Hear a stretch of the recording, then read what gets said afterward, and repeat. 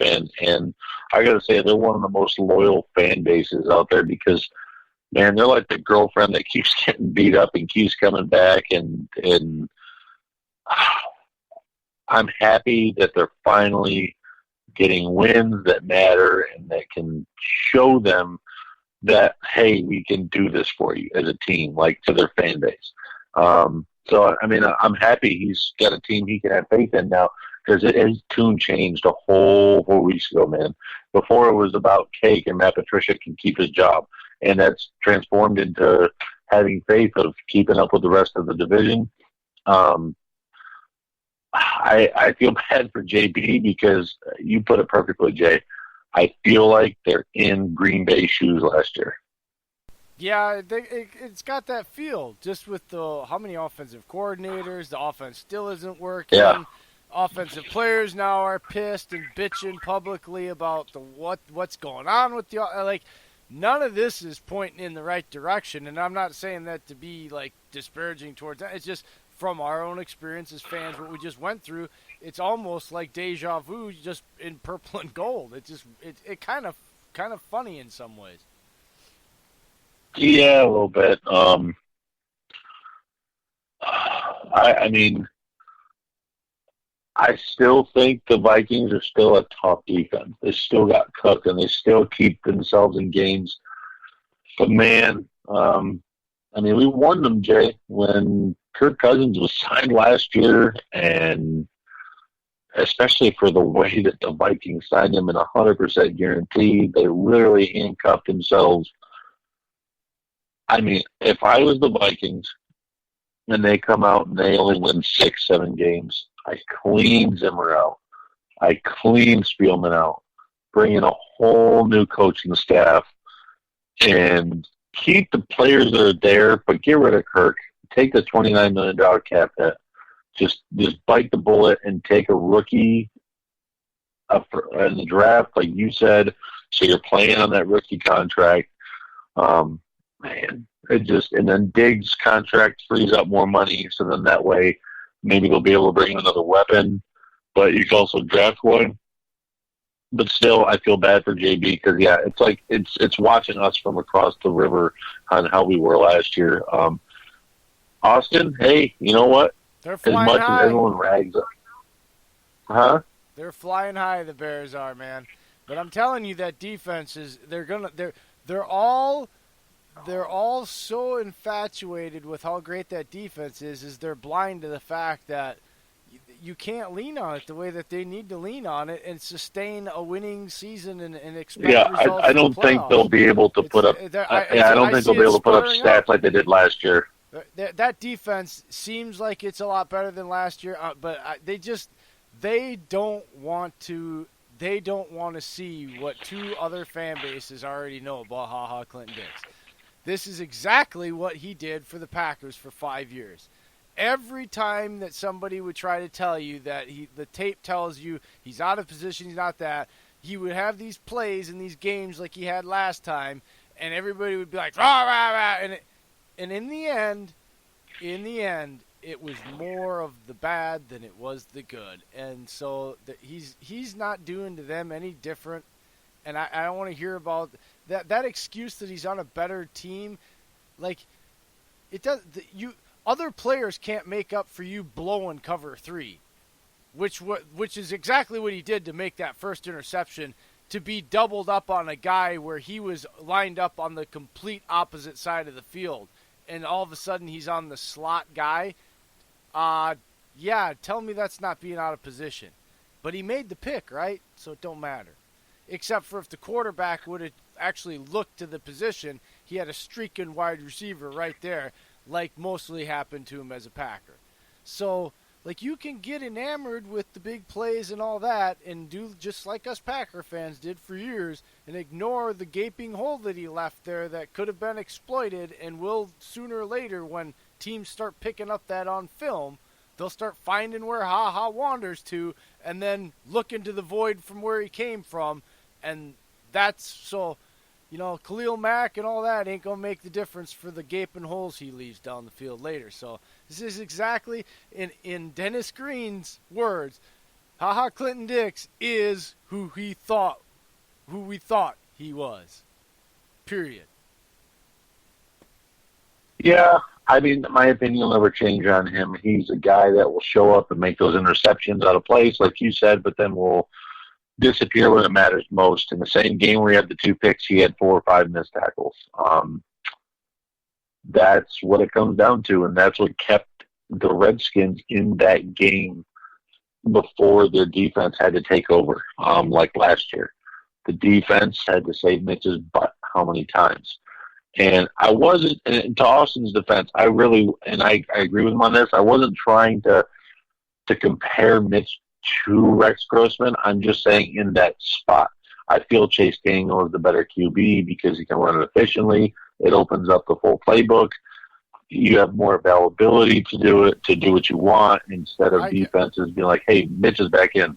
And I understand what you were saying, and I think he got what you were saying. Yeah, I wasn't saying he was Rex. I just think they were riding. I think he's sticking with the fact that they are going to do that because he is so football young. But my point is whether it's Chase Daniels or Mitch Trubisky, this offense is going to be stagnant. It's going to lean on its defense to the point where in the games where it's going to play upper echelon offenses that you're not just going to be able that defense, let's be real.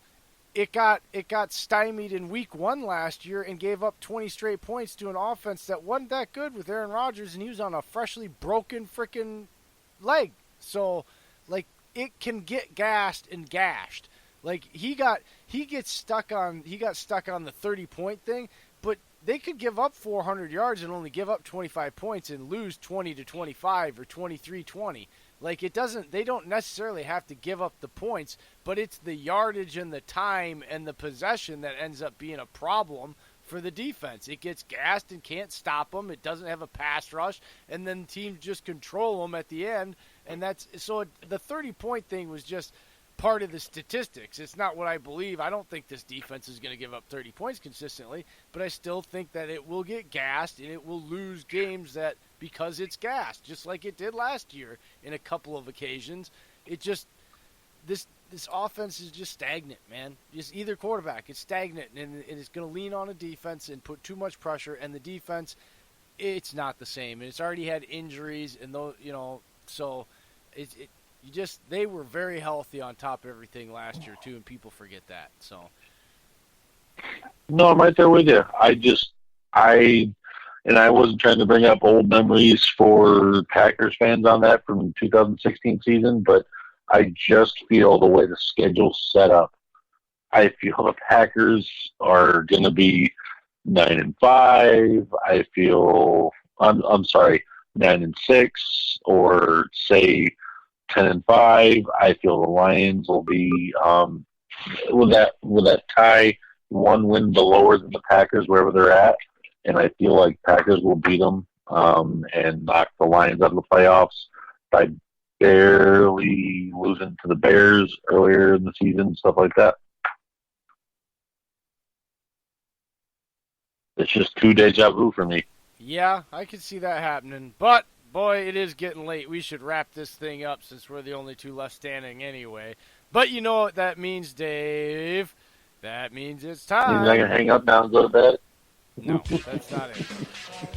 If you haven't had enough of the very first NFC North roundtable and you want to, get some more chat, you want to go to NFL Addictions on Facebook.com. It's a great place for all of your NFL chatter. And, there's a lot of good people there. It is not a trash talk site, so keep it clean and keep it cordial. That's NFL Addictions on Facebook.com. And if you still got an itch to scratch, you want to try to win something for that man cave or, maybe something to go tailgating with, you want to visit Raz Addictions on Facebook.com and play their version of the raffle to win all kinds of great prizes. They even have raffles for cash, people. You can buy a $10 ticket and have a chance to win $100. That's a chance to win 10 times your money. It don't get any better than that. They also have all kinds of great prizes from tailgating stuff to grill sets. Tell them what you've won, Dave. Well, I mentioned earlier, I have a ton of memorabilia in my man cave. I've got Lombardi era memorabilia, art scripts. I've got Lombardi era type helmets and TK helmets, Jerry Kramer. I've got the memorabilia rings. I've got the footballs. I've got a ton of stuff. That's Raz Addictions on Facebook.com. Go there, play, and a chance to win. And our shout-outs, we've got quite a few of them. If you want to go ahead and start them, Dave. Well, I'm going to start out with Mr. Ryan Moltz at Packers 365.